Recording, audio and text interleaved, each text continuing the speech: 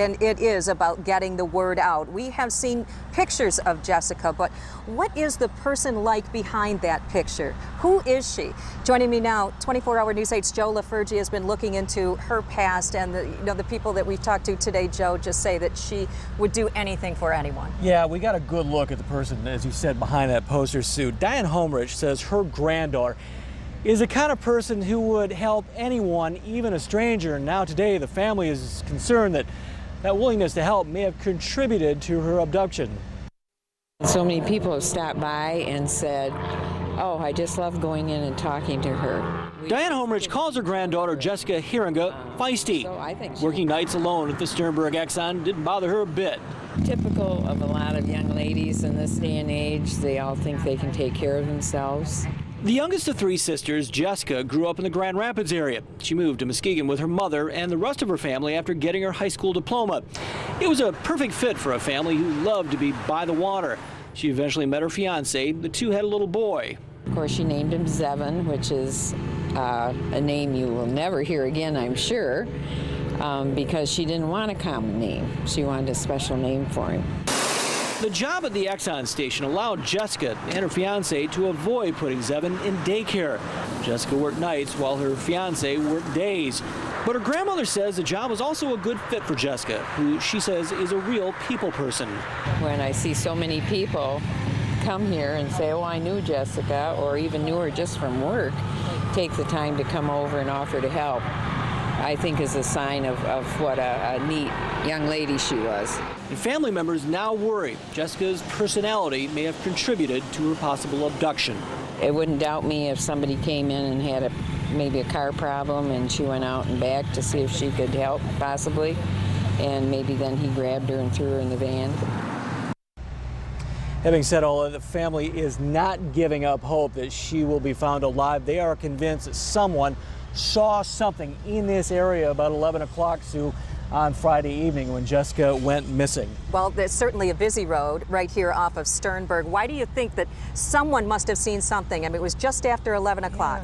Yeah, Sternberg is busy out here, but if you take a look around, it almost looks like you're in the middle of nowhere. You take a look at the gas station, but then you look around, you take a look, there's a strip mall behind us you can't see. There's a restaurant across the street, and just off to the east is US 31.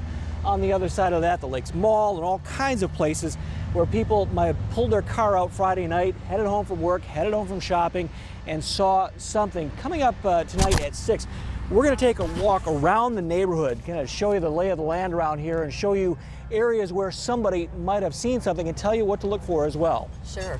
And it can be the littlest thing. It can be a small tip that can make all the difference. As many times as I've covered these sorts of stories, and that's the first thing an investigator will tell you.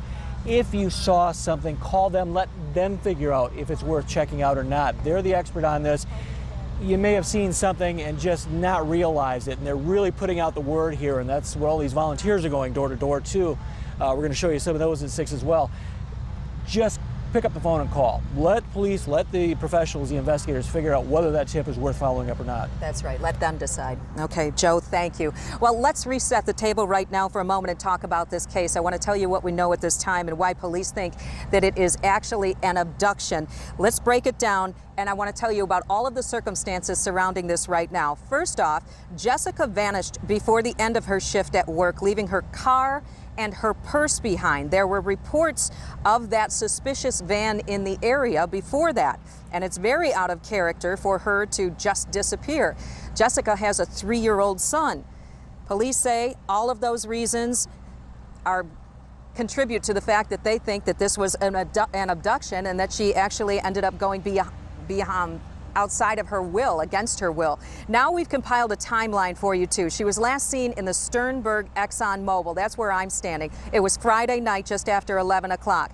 At 11:15, a customer came in and noticed that there was not a clerk in the store. Jessica was supposed to close just 15 minutes later. She was almost done with her shift for the night. She was supposed to close at 11:30. Over the weekend, police say they cleared 4 persons of interest. Of those 4 persons of interest, that includes the Exxon owner and Jessica's fiance, Dakota Quail Dyer. Since then, police have assembled a task force and family began posting flyers. Many volunteers have come out to help in that effort. A Facebook page has also been set up. dedicated to finding Jessica Haringa. Again, it's that one tip that may make the difference.